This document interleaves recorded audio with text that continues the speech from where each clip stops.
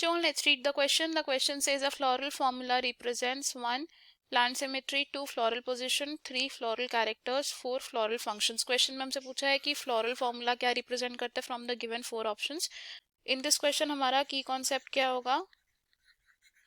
Key concept for this question is floral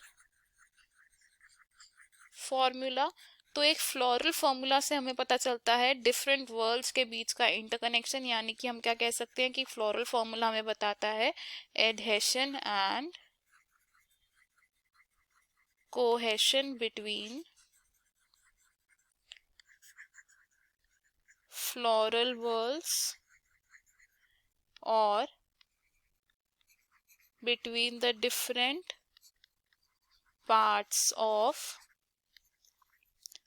world's.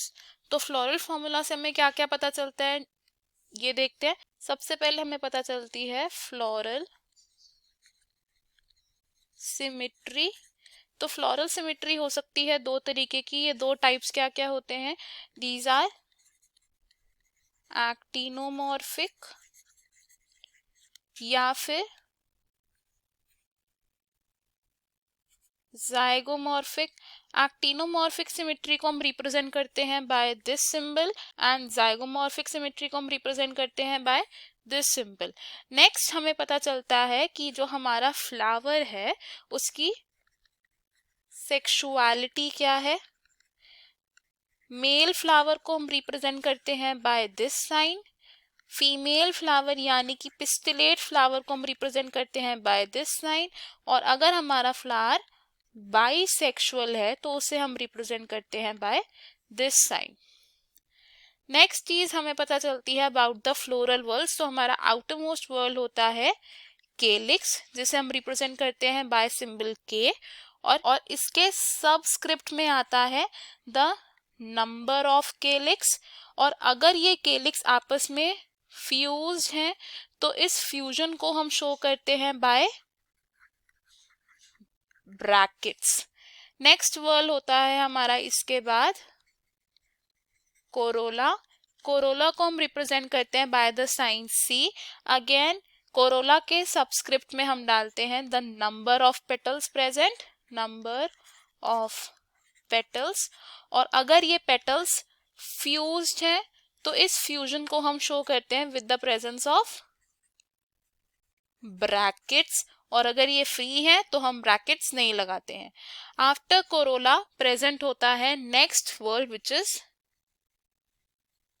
Androecium. Androecium की unit होती है stamens और एंड्रोशियम को हम रिप्रेजेंट करते हैं by the symbol A. And androecium के सबस्क्रिप्ट में हम डालते हैं the number of stamens present in a flower. अगर ये स्टेमेंस फ्यूज्ड हैं आपस में तो हम इन्हें डालते हैं ब्रैकेट्स में. और अगर ये स्टेमेंस फ्यूज नहीं है तो we do not use any brackets. Now stamens कभी कभी प्रेजेंट हो सकते हैं इन ग्रुप्स. अगर ये ग्रुप्स प्रेजेंट होते हैं दो, यानी कि फिलामेंट्स फ्यूज होकर दो ग्रुप्स बना लेते हैं तो हम क्या बोलते हैं इसे? Diadelphous condition. तो इस तरीके की कंडीशन को हम रिप्रेजेंट करते हैं बाय टू नंबर्स जिन्हें हम कनेक्ट करते हैं with the plus sign. Next type of gynoecium. Gynoecium को हम रिप्रेजेंट करते हैं बाय द सिंबल जी. और अगर हमारा गाइनोशियम सुपीरियर है तो हम उसे रिप्रेजेंट करते हैं उसके नीचे बार लगा के.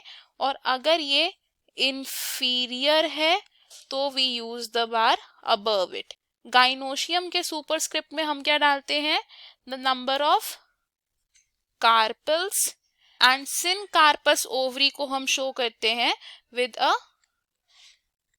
Bracket.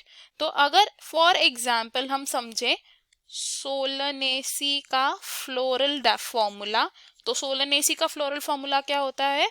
It is actinomorphic, bisexual, calyx 5 and fused, corolla 5 and fused, which is attached to androecium, यानी कि epiphyllous condition of androecium. and Gynoecium which is superior, bicarpillary and syncarpus. So हमें हमारे क्वेश्चन का आंसर मिल गया. हमने क्या देखा कि फ्लोरल फॉर्मूला क्या रिप्रेजेंट करता है? It represents the floral characteristics.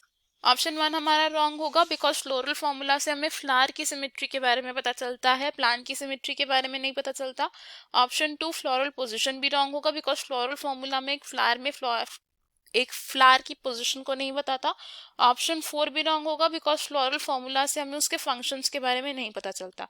सो हमारा करेक्ट और फाइनल आंसर है यहाँ option 3. I hope you understood it. All the best. Thank you.